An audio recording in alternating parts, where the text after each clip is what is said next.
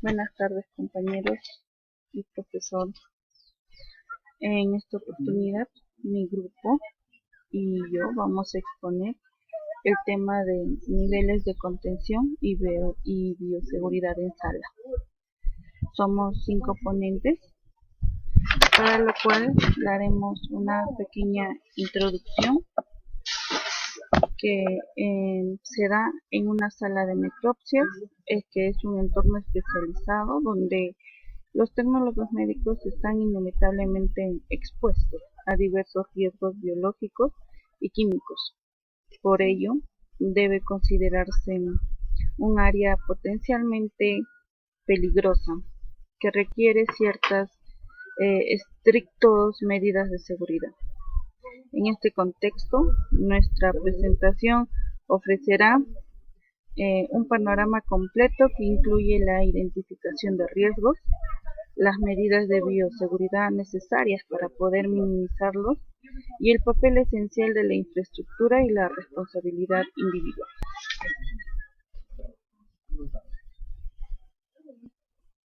Buenas tardes, licenciado. Mi nombre es Ariel Hurtado Juan José. Voy a hablar acerca de mi artículo, que es la clasificación de riesgos en la sala de autopsia. Mayormente tenemos riesgo físico, que son accidentes producidos por el ambiente, ya sea por los equipos de trabajo, como lo que es el ruido, las vibraciones, los cortes o pinchazos, o mayormente también las caídas, ¿no? También están los contactos eléctricos, que estos riesgos son inmediatos y también son a la vez visibles, ¿no? Esto puede ocasionar desde heridas leves hasta heridas graves, ¿no? Entonces, prevenirlo significa un ambiente de trabajo seguro y ordenado. También tenemos lo que es el riesgo ergonómico, son daños físicos que van a aparecer por mala postura, por un esfuerzo excesivo, ¿no? Mayormente en la sala de autopsia permanece muchas horas de pie. Entonces, ¿esto qué va a provocar? Dolores de espalda, problemas musculares, van a afectar a la salud a largo plazo, ¿no? También tenemos lo que es el riesgo químico, como vemos en la imagen, son efectos dañinos provocados por lo que es sustancias químicas. Lo que más utilizan es el formol. ¿Para qué? Para que puedan fijar los tejidos, detener lo que es la putrefacción. Y también es más peligroso. ¿Por qué? Porque van a irritar los ojos, la nariz y más que nada las vías respiratorias, ¿no? Entonces es muy importante ventilar la sala de autopsia para evitar este tipo de riesgo, ¿no? También por último tenemos lo que son los riesgos ionizantes, que estos son riesgos por exposición de radiaciones, ¿no? Mayormente las personas que tienen cáncer o tumores lo tratan con lo que es el implante médico radioactivo. Entonces, ¿pero qué ocasiona esto? ¿Qué puede causar? Pues va a causar mutaciones en las células, también va a causar cáncer o daños en los órganos, ¿no? Por eso es muy importante saber el historial clínico de la persona o antes de realizar lo que es la sala de autopsia, ¿no?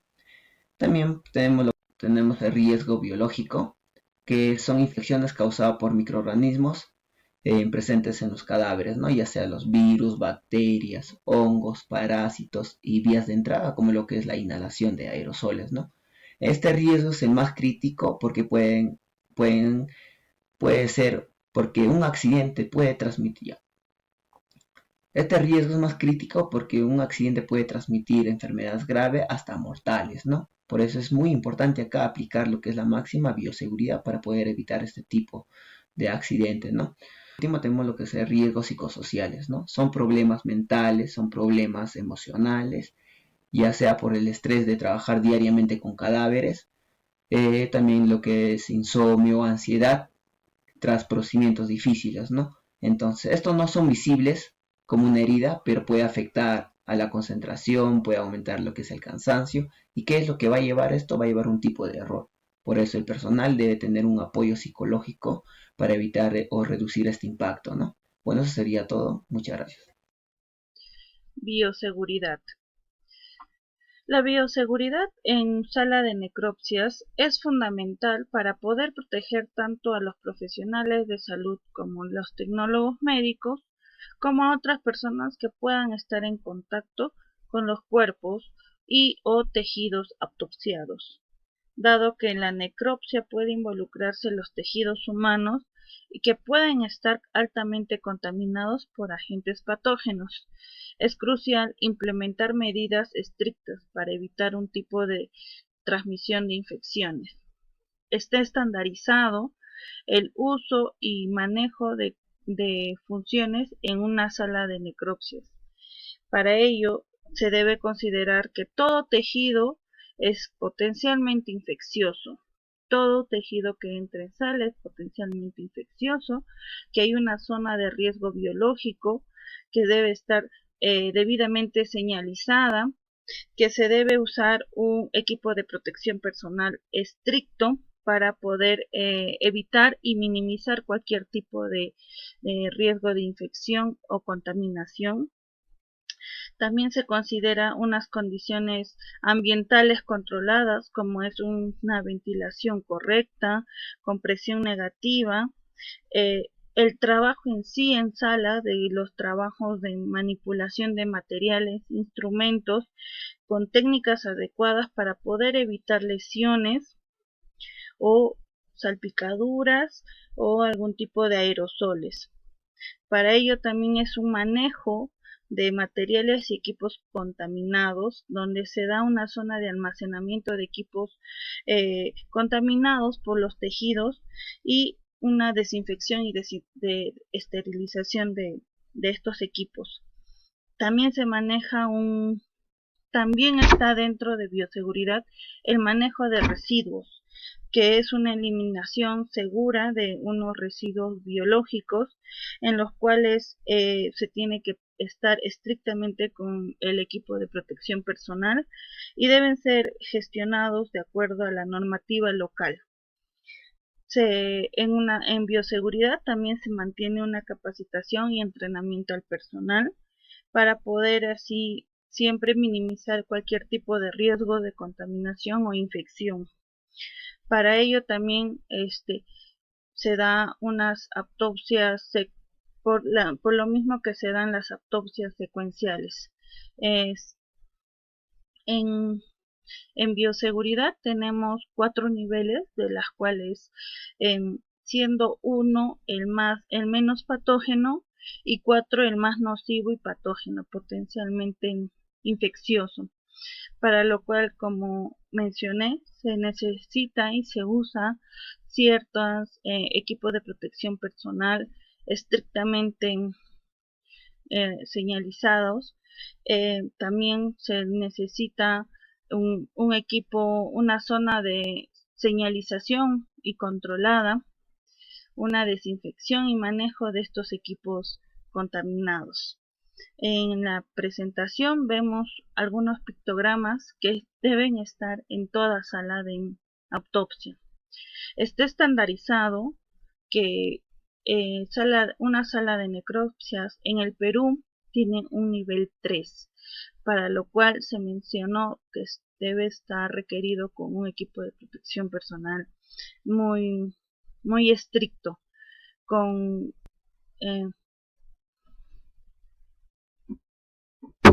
para ello terminar, bioseguridad es fundamental, pero nunca se va a poder eliminar de por sí cualquier tipo de patógeno o contaminación.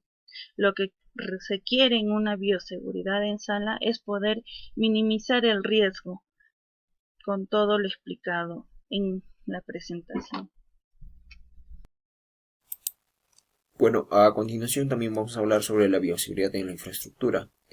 Primeramente vamos a ver el diseño arquitectónico. El laboratorio está organizado siguiendo un modelo de anillos concéntricos. En el exterior están las áreas de acceso general. En un segundo nivel, las zonas de transición como esclusas y vestuarios. Y en el centro se va a encontrar la sala principal de autopsias. Este diseño asegura que el área más peligrosa quede rodeada de varias barreras físicas que impidan la salida de patógenos. También vamos a ver las barreras físicas. Las paredes, techos y pisos se construyen con materiales sellados, lisos e impermeables. Esto significa que son fáciles de limpiar y resistentes a químicos desinfectantes, sin grietas ni espacios donde se puedan acumular los microorganismos. También vamos a ver la ventilación y presión negativa. La sala de autopsias está en presión negativa, es decir, fluye El aire va a fluir desde zonas limpias hacia la zona contaminada y nunca al revés. Todo el aire que sale pasa por una filtración EPA que aquí retienen bacterias, virus, antes de librarlo al ambiente. También van a tener áreas de apoyo. El personal no entra directamente al área de autopsias. Primero pasa por vestuarios donde se va a colocar su equipo de protección, ¿no? También hay duchas de descontaminación al salir de salas de autopsias. Estas áreas actúan como un colchón de seguridad, reduciendo la posibilidad de que alguien se pueda llevar patógenos hacia el exterior. También vamos a tener los manejos de residuos. El laboratorio integra un autoclave de doble puerta en su propia infraestructura.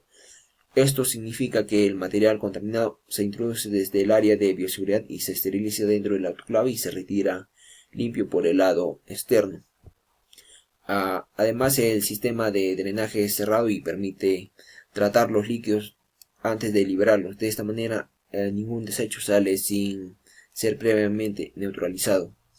También vamos a ver el control de aerosoles. Durante las autopsias se realizan procedimientos que generan aerosoles, como el uso de sierras para cortar huesos, pero la infraestructura incluye cabinas de bioseguridad y algunos sistemas de aspiración que capturan estas partículas en el aire, así que esto se reduce el riesgo de exposición para el personal y se mantiene la seguridad dentro del área de trabajo.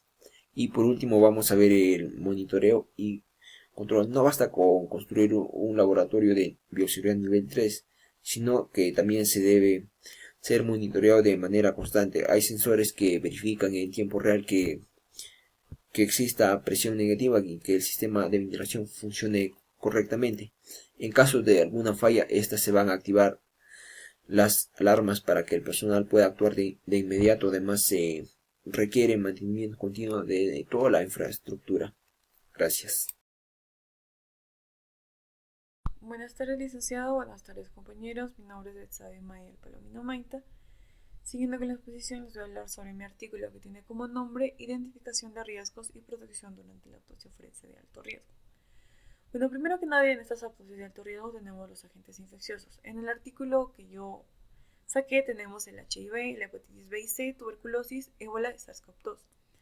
Estos agentes infecciosos se encuentran más que nada a partir del tercer y cuarto nivel. Y nosotros, para poder ingresar a estos niveles, tenemos que tener los requisitos. Unos requisitos que son las vacunaciones, que en el artículo habla sobre las hepatitis B, como también tener ninguna herida abierta y ninguna enfermedad, ya que esto conlleva a tener un sistema inmunológico bajo. Esto quiere decir que somos más propensos a adquirir un agente, pues, ¿no? Bueno, también tenemos los factores que determinan el nivel de riesgo. En este caso tenemos la virulencia, la vía de transmisión, como el recuento total de microorganismos encontrados, y como también la dosis infecciosa. En este caso de dosis infecciosa podemos entender también que la tuberculosis se contagia mediante agentes aeróbicos y habla sobre la protección, pues, ¿no?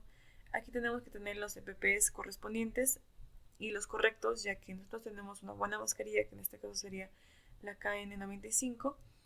Nosotros no somos propensos a adquirir esta tuberculosis. Como también tenemos evidencias documentadas. En el artículo ahora sobre la fiebre Lassa, que un alemán, si no me equivoco, en el 2017 adquirió esta fiebre. También tenemos la tuberculosis adquirida, como hablé, que es más que nada por personal que hasta el contacto se contagia y es más común. También tenemos que recalcar que el VIH en pacientes ya post-mortem, esto puede mantenerse en los músculos después de 11 días a niveles bajo cero de 3 a 4 Celsius. También tenemos los avances tecnológicos. En este caso tenemos la imagenología post-mortem. En este caso son tomografías que se le hacen a los cadáveres para por lo menos determinar la causa de muerte, y que como son autopsias de alto riesgo y son agentes infecciosos, nosotros somos propensos a contraer estos agentes. En estas tomografías se ven, por ejemplo, se ven fracturas, lesiones musculares, como también se ven, en este caso, lesiones pulmonares en el caso de la tuberculosis. Y bueno, eso sería todo. Gracias. Siguiendo con la exposición, nos basamos al artículo de valoración de riesgos de infecciones ocupacionales en un instituto de medicina legal en Argentina. En muchos casos el personal desconoce las enfermedades del fallecido, por lo que se debe prestar especial atención a las maniobras que pueden generar riesgos mayores, como la evisceración, la manipulación y el lavado de órganos, y sobre todo cuando se descalota el cráneo con sierra para extraer el encéfalo. Ahora, las infecciones en las salas de autopsia se adquieren mediante diferentes vías, como el contacto con materia fecal contaminada, contacto con sangre y fluidos contaminados a través de la autoinoculación por agujas o bisturíes contaminados, por el contacto con la piel o mucosas erosionadas, por la inhalación e ingestión de partículas esterilizadas, por la manipulación de muestras biológicas extraídas para estudios posteriores. Ahora, se encontraron 2 registros de trabajadores de autopsias fallecidos por hepatitis contraídas en su trabajo. Este mismo estudio reveló 6 casos de tuberculosis adquirida ocupacionalmente en trabajadores de autopsias. Ahora, pasándonos ya al aislamiento de gérmenes en cadáveres de tiempo y su sobrevida, uno de los ejemplos importantes es el VIH, con su tiempo de sobrevida de 16 días, igualmente el Mycobacterium tuberculosis con 90 días.